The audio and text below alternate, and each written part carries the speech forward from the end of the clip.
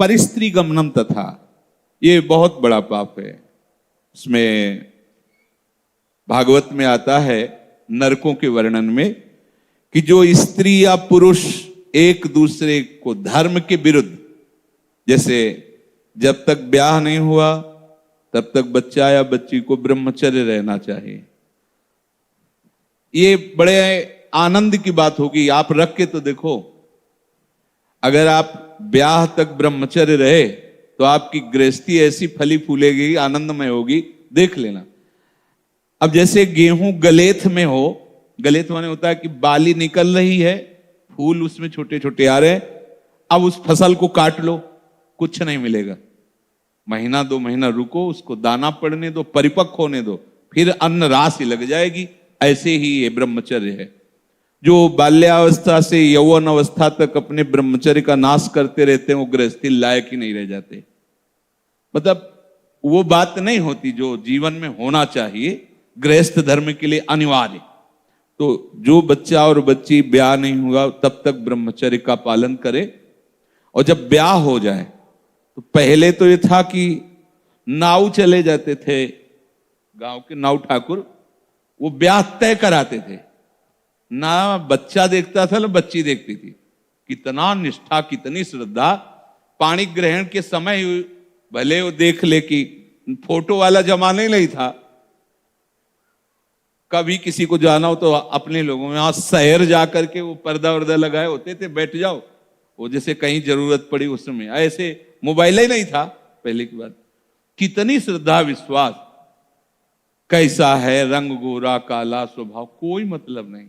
माता पिता या कोई तय करे आयो, जब पाणी ग्रहण हुआ उसी समय स्वीकार कर लिया कि आजीवन निर्वाह करना है, चाहे जैसे स्वभाव वाला हो, चाहे बड़ी पवित्रता गृहस्थी में देखी गई, बड़ी पवित्रता, बड़ा जीवन।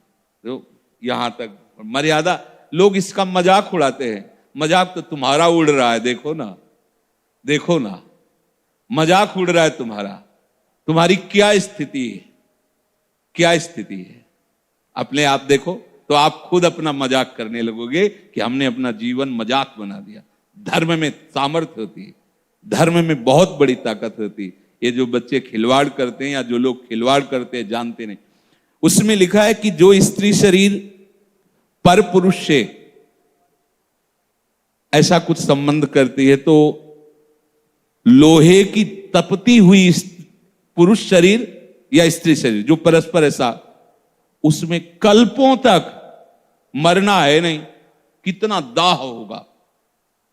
रामचरितमानस में भी लिखा है, पति वंचक परपति रति करई, रौरो नरक कल्प सतपरई। जो अपने पति की वंचना करके, धोखा देके किसी और पुरुष के साथ वैसा व्यवहार करती है तो बोले 100 कल्प तक रौरो नरक में पड़ती है।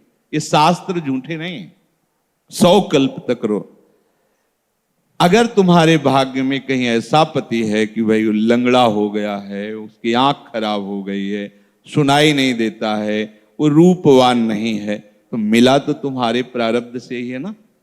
तो अंध बधिर क्रोधी अति दीना, ऐसे उपति करके अपमाना, नारी पाव जमपुर दुख नाना।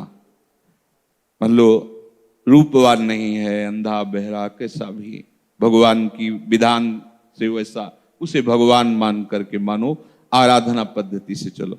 अगर पुरुष अपनी पति का जो भाव स्वीकार किया है उसका त्याग करके धोखा देकर दूसरी किसी स्त्री से, ऐसा घोर नरक का अधिकारी होता है वो। अगर ऐसा, तो व्यभिचारी की बहुत बड़ी दुर्गति होती है। तो ऐसा कोई न समझे कि हम परिस्त्री गमन करके गोपाल शास्त्र नाम कर लेंगे तो पाप से बच जाएंगे। बकाया सामर्थ्य इतनी है कि अगर आप आज तक गलती हुई ऐसी, और आज से स्वीकार करो कि अबलो नशानी अबना नसियो, और आप भगवान नाम कीर्तन करो, गोपाल शास्त्र नाम कीर्तन करो, तो निष्पाप हो जाओगे। वो पाप आपको भोगना नहीं पड़े। पर अगर आगे फिर कर दिया तो पीछे का ब्याज सहित जुड़ जाएगा। ये उन्हीं के लिए है, अबलो नशानी, चाहे जितना बड़ा पाप हो गया।